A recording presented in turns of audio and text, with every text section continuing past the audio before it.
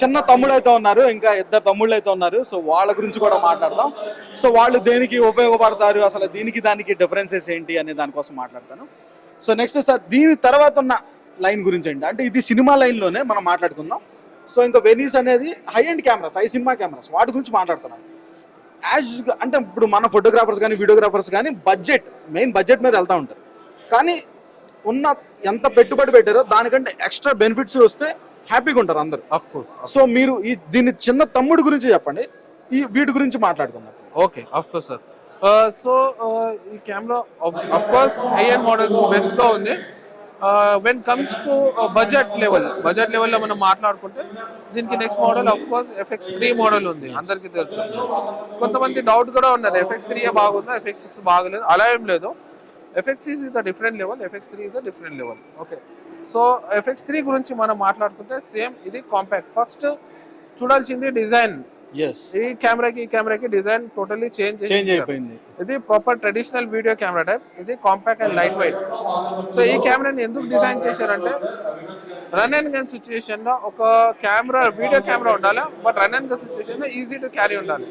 So feedback తీసుకున్న తర్వాత customer feedback అంతా company always take feedback from అంతా మీలాంటి లైక్ యూట్యూబర్స్ తోని, ప్రొఫెషనల్ ఫోటోగ్రాఫర్ వీడియోగ్రాఫర్ తోని ఫీడ్బ్యాక్ తీసుకుంటారు.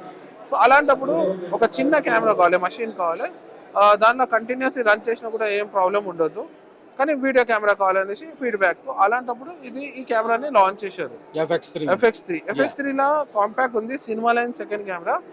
దీని సెన్సర్ కూడా సేమ్ ఫుల్ ఫ్రేమ్ సెన్సర్ ఉంది. FX3 same body difference, but sensor అనేది సేమ్ ఉంది. ఇది కూడా 35mm సెన్సర్. ఇది ఎవరికి ఎక్కువ యూజ్ అంటే ఎవరైతే వెడ్డింగ్ బడ్జెట్ మీ అంత ఎక్విప్మెంట్ లో ఒక 5 to 6 lakh రూపీస్ నేను ఇన్వెస్ట్ చేస్తాను అంటే వాళ్ళ గురించి ఇది బెస్ట్ కెమెరా ఫర్ క్యాండిడ్ వీడియోగ్రఫీకి, రెగ్యులర్ కి ఇది బెస్ట్ కెమెరా. 5 నుంచి 6 లక్షల రూపాయలు పెట్టుబడి పెట్టే అనుకుంటే మీరు, సో దాంట్లో మీకు లెన్స్ తో పాటు కెమెరాతో సహా రావాలి అని అనుకుంటే మాత్రం, సో అప్పుడు డైరెక్ట్ గా ఏం ఆలోచించకుండా FX3 మీదకి అయితే వెళ్ళిపోమని చెప్తున్నారు. సో ఇంకా నెక్స్ట్ దీనికి మేజర్ డిఫరెన్సెస్ ఏంటి సార్? ఫస్ట్ చూడండి, సెన్సర్ రెండు సేమ్ చెప్పాము, బట్ ఫార్మాట్స్ వస్తే అది XAVC-L, XAVC-I, ర్యాపర్స్ వచ్చేసి MXF షూట్ చేస్తుంది.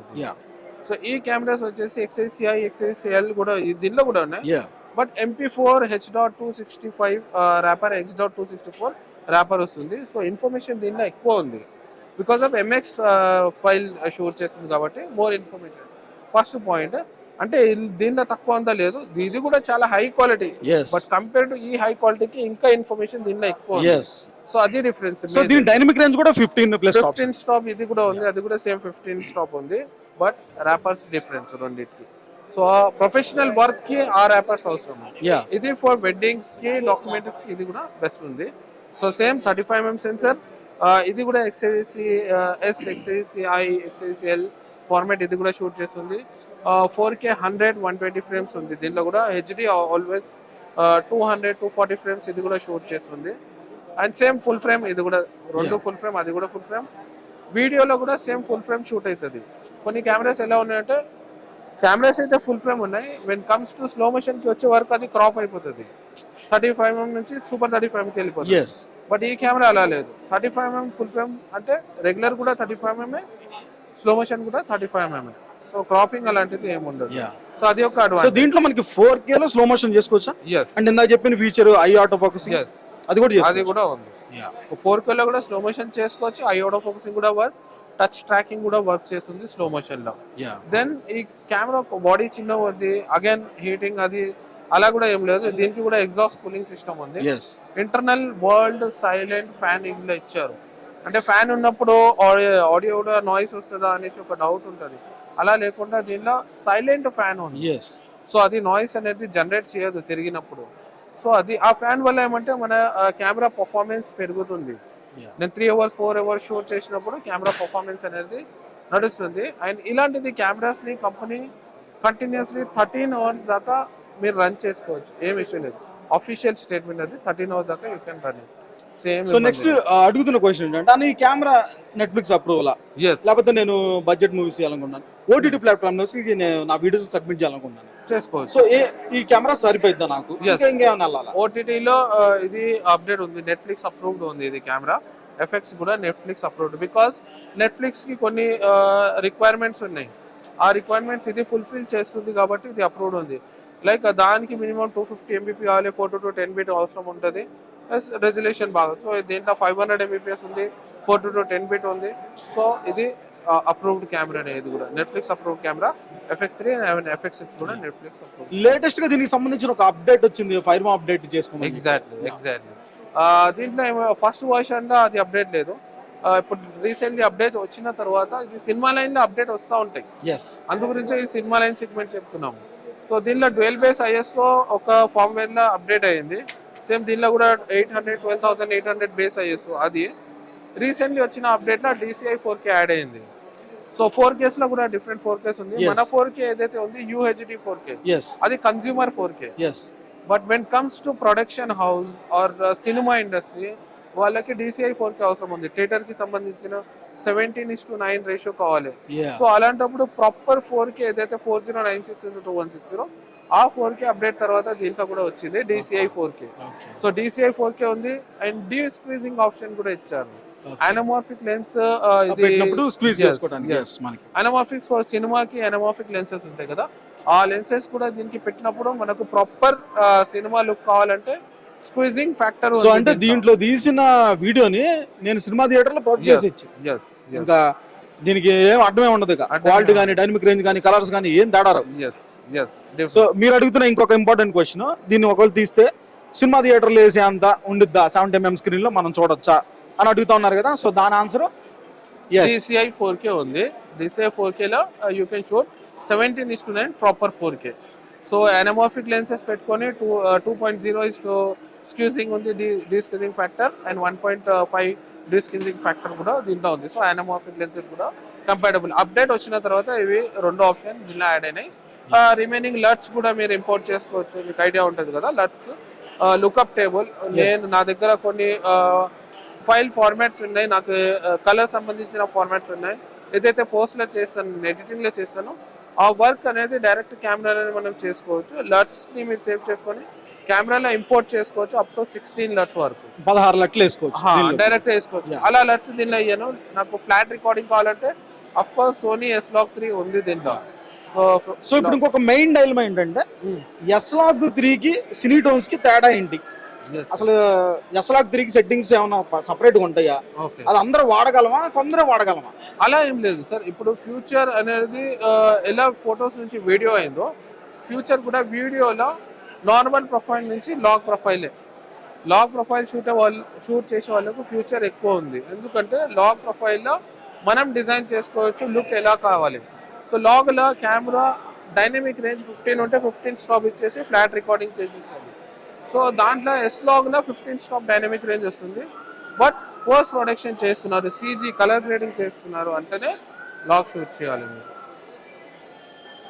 15 స్టాప్ డైనమిక్ రేంజ్ ఉంది. సో లాగ్ షూటింగ్ చేసినప్పుడే మనకు ప్రాపర్ డైనమిక్ రేంజ్ వస్తుంది. లర్ట్స్ అంటారా, బిల్ట్ ఇన్ లర్ట్స్ కూడా కంపెనీ ఇచ్చింది. ప్రొఫైల్స్ లైక్ PP1 నుంచి అరౌండ్ PP11 వరకు ఉంది. సినీటోన్స్ లో కానీ లేకపోతే S-Log లో కానీ ఏదైనా సపరేట్ సెట్టింగ్ చేసుకోవాలా, లేకపోతే జస్ట్ S-Log3 లోకి వెళ్ళిపోయి డైరెక్ట్ షూట్ చేయాలి? దాంట్లో సెట్టింగ్స్ ఉన్నాయి. లాగ్ షూట్ చేసినప్పుడు S-Gamut సినీ ఉంది. లాగ్ షూట్ చేసినప్పుడు కలర్ మోడ్ S-Gamut సినీ పెట్టుకుంటే ప్రాపర్ కలర్ మీరు అవుట్ లో తీసుకురావచ్చు. సో దాంట్లో కూడా ఇంకా సెట్టింగ్స్ ఉన్నాయి, block level, gamma level. Okay, అది కూడా మీరు డైరెక్ట్ చేస్తారంటే చేసుకోవచ్చు, బట్ ప్రాపర్ చేయాలి. ప్రాపర్ చేయలేకపోతే మనకు అవుట్పుట్ అనేది ప్రాపర్ గా రాదు. సో యాజ్ ఇట్ ఈస్ ఎలా ఉంది అలా షూట్ చేసి మనం పోస్ట్ లో చేసుకోవచ్చు. లేదు నాకు ఐడియా ఉందంటే మీరు కెమెరాని డిజైన్ చేసుకోవచ్చు. అలాగే ఇది for S-Log shooters. Log shooting colour grading చేయాలి, అది ప్రాసెస్ పెద్దగా ఉంది, నాకు అంత టైం లేదు, అంత మ్యాన్ పవర్ లేదు, అంత నాకు ఇన్ఫర్మేషన్ కూడా లేదు ఎలా షూట్ చేయాలంటే కంపెనీ ఒక పర్టికులర్ ప్రొఫైల్ ఇచ్చింది, అది S-Cinetone. అది PP11 లో ఉంటుంది. PP11 లో ఇన్బిల్ట్ చేసినాను. ఆ పిక్చర్ ప్రొఫైల్ లెవెల్ లో ఉంటుంది, గుర్తుపెట్టుకోండి అన్ని కెమెరాస్ లో. సో S-Cinetone అడ్వాంటేజ్ ఏమంటే లాగ్ షూట్ చేసి ప్రాసెస్ చేసి సినిమా టోన్ తీసుకురావడం బదులు డైరెక్ట్ సోనీ ఒక ప్రొఫైల్ లో సినిమా టోన్ ఇచ్చేసింది మనకు. Like it's a gift from Sony అందరు ఎడిటర్స్ కి వాళ్ళకి, ఎందుకంటే లాగ్ షూటింగ్ ప్రాసెస్ ఎక్కువ. సో ఇది ఏం చేసింది, డైరెక్ట్ సినిమా టోన్ మనకు ఒక ప్రొఫైల్ లో ఇచ్చేసింది. ఆ ప్రొఫైల్ మనం అప్లై చేస్తే మనకు సినిమా టోన్ వస్తుంది. సో పోస్ట్ ప్రొడక్షన్ లో ఎక్కువ వర్క్ చేయడం అవసరం లేదు. So PP11 just apply so ఇప్పుడు అంటే లాక్ ప్రొఫైల్ లోనేమో మనం ఎక్కువ ట్వీక్ చేసుకోవచ్చు హైలైట్స్ ని షాడోస్ ని. సో సినిటోన్స్ లో కూడా అలా ట్వీక్ చేసుకునే ఆప్షన్ ఉందా? చేసుకోవచ్చు. బట్ డిఫాల్ట్ గా ఇచ్చిన సెట్టింగ్స్ బాగున్నాయి. మీకు దానికి ఇంకా ఏదైనా మీరు ప్లే చేస్తారు దాంతోనే అంటే you can do colours levels ని అప్ అండ్ డౌన్ చేసుకోవచ్చు దాంట్లో కూడా. Black levels, highlights and shadows దాంట్లో కూడా మనం చేసుకోవచ్చు. బట్ అది ఎంత నంబర్ చేయాలి, ఏం చేయాలి ఎవరు చెప్పలేరు.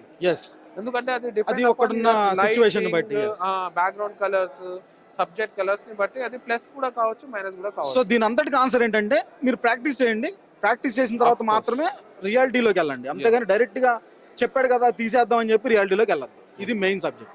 So Cinetone is the best option. PP11 అనేది చాలా బెస్ట్ ఆప్షన్ ఉంది. సో PP11 వాడండి. PP11 మీకు నచ్చకపోతే దానిలో డిజైన్ చేసుకోవచ్చు. ఇంకా PP11 కన్నా మన దగ్గర PP1 ఉంది, 2 ఉంది, 3 ఉంది. అది మీకు నచ్చితే ఆ కలర్ దానిలో పెట్టుకోండి. బట్ కంపెనీ ఇచ్చిన PP11 ని ఒకసారి వాడండి. వాడితే మీకు దాని డిఫరెన్స్ ఏముంది అనేది తెలుస్తుంది. ప్రాక్టీస్ ఏదైనా ప్రాక్టీస్. అదొకటి. లాగ్ షూటింగ్ చేసుకోవచ్చు. సినిటోన్ దీనిలో ఉంది డైరెక్ట్. 2 లేదంటే లట్స్ మీరు ఇంపోర్ట్ చేసుకోవచ్చు. లేదు ప్రొడక్షన్ హౌస్ ఉంది. ఇంటర్నల్ ఇప్పుడు I don't want to take names, but internal రా షూటింగ్ ఉందనేసి చెప్తున్నారు. బట్ ఇంటర్నల్ రా ఉన్న వల్ల ఇలాంటిది కెమెరాస్ లో కొన్ని డిసడ్వాంటేజెస్ ఉంటాయి. సో కంపెనీ డైరెక్ట్ ఇంటర్నల్ రా ఇవ్వలేదు. దీనిలో S-Log షూటింగ్ ఉంది, పోస్ట్ ప్రొడక్షన్ లో చేయవచ్చు. బట్ ఇంటర్నల్ రా చేయాలంటే దీనికి ఎక్స్టర్నల్ రా ఉంది, ఇంటర్నల్ లేదు. మానిటర్ నుంచి చేసుకోవచ్చు. సో అది external raw possible, S-Log possible, Cinetone possible, LUTs మీరు ఇంపోర్ట్ చేసుకోవచ్చు. వెన్ కమ్స్ టు ఫార్మాట్స్ కి మనం మాట్లాడుకుంటే అగైన్ XLC HS 45 MBPS నుంచి 500 MBPS దాకా మన దగ్గర ఫ్లెక్సిబిలిటీ మనం తీసుకోవచ్చు. అంటే 10 times లో డేటా కావాలి పాసిబుల్, 10 times హై డేటా కావాలి పాసిబుల్ ఉంది ఈ కెమెరాస్. సో ఇలాంటి ఇప్పుడు వస్తున్న కెమెరాస్ చాలా అడ్వాన్స్ కెమెరాస్. మనకి నచ్చినట్టు కెమెరా ఉంటుంది. ఇప్పుడు ఏది కావాలి అది మనం డిజైన్. ఇంతకుముందు 2 ఆప్షన్స్, హై క్వాలిటీ లేకుంటే no quality, in between flexibility లేదు. బట్ ఇప్పుడు ఫ్లెక్సిబిలిటీ చాలా ఉన్నాయి. సో అడ్వాన్స్ కెమెరాస్ ఉన్నాయి. చాలా best camera for candid, regular, cinema, documentary you can shoot this camera. What not everything. పైగా లెన్స్ ఆప్షన్స్ మెయిన్. లెన్స్ మీకు బేబత్సమైన లెన్స్ ఉన్నాయి. మీ ఓపిక. ఇది కూడా సేమ్ ఈ మౌంటే, 1 mount సిస్టమ్ ఫర్ ఆల్ ఈ మౌంట్ లెన్సెస్ వర్క్ చేస్తాయి ఈ కెమెరా.